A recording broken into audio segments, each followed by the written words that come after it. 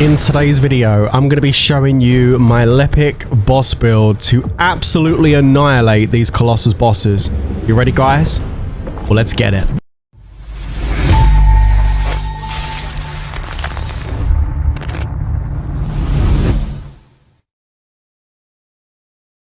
What's going on, guys? It's your boy Worthy Prince coming at you with another First Descendant video, and today I'm going to be talking to you about my Lepic boss build.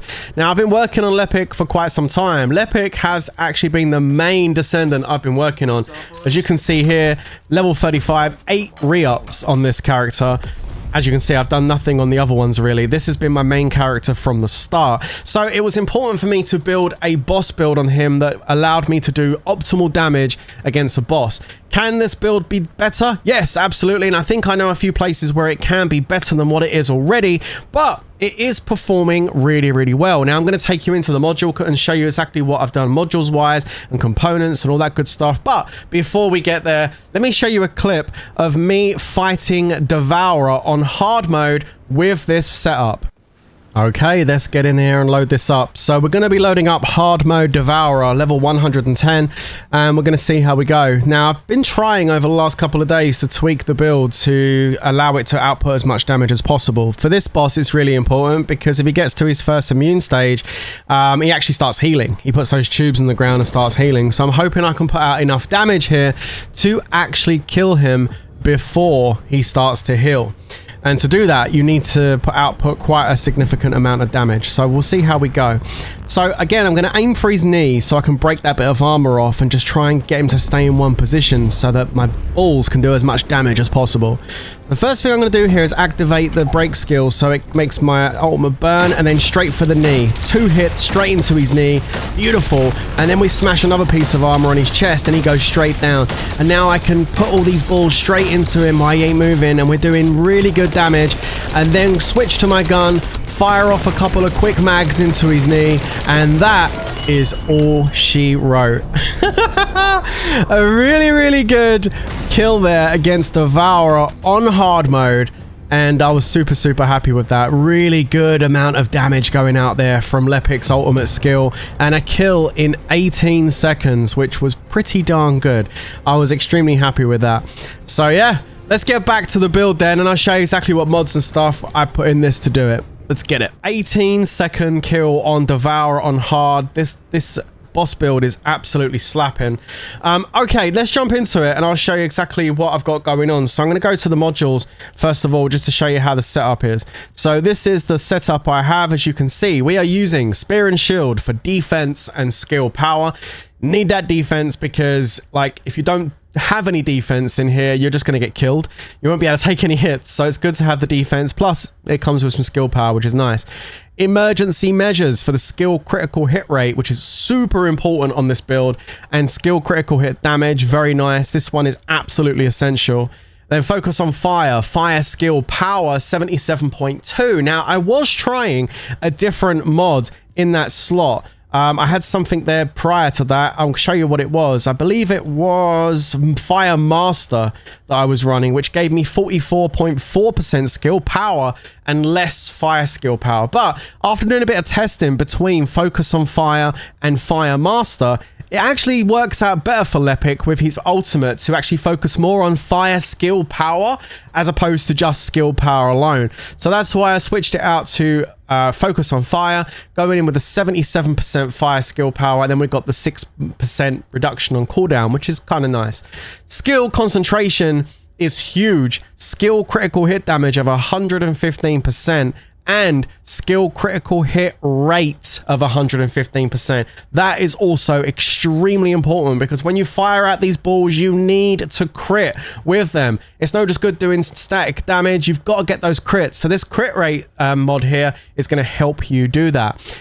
Skill extension, skill duration, super, super important for this. The longer these balls are up and spinning, the more continuous damage they're doing. So skill extension, really, really good. Agony, again, focusing on a bit of sustainability here. Max MP, very nice. We can get more balls out. And defense, 38%. MP accelerant, skill duration, again, super important. And again, improving our level of MP so we can fire more balls out, 3.7%. Front lines, which gives us skill critical hit damage and skill critical hit rate. Beautiful, absolutely essential. And battle of stamina, increasing that skill duration once again and giving us max HP 122%. If we take a look on the left hand side here, you can see we're bringing to this battle skill critical hit rate of 207, skill critical hit damage of 207. I mean, this is beautiful. Fire, skill power, 77% as well. And we've got a good amount of defense and HP here too. So we're looking after ourselves so we don't die, but we're bringing a heck of a lot of damage to the table. And if we come out of here and check out our straight up stats, looking at this, you can see here that all that skill critical hit rate has done wonders, because with all of that extra boost going on, we're now sitting at a 46.1% overall skill critical hit rate, which means a lot, the chances are many of these balls we're going to fire out are definitely going to crit.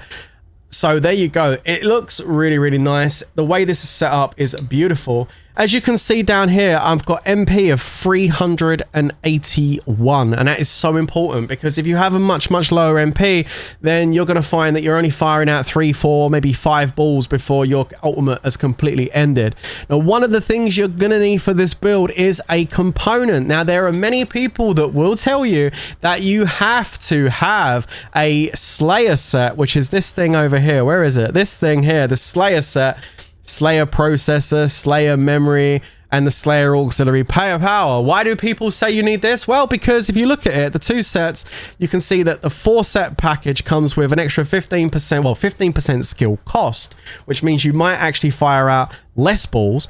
Also, 26% skill power. Now, skill power is good. It's not a bad thing. It is going to make your balls hit harder than they would, but it's not as good as like fire skill power. So it really isn't that much of a big deal not having that. What is a big deal is the sensor that comes with that set, because the sensor, generally speaking, will have max MP as a stat, but it's not just limited to that particular set.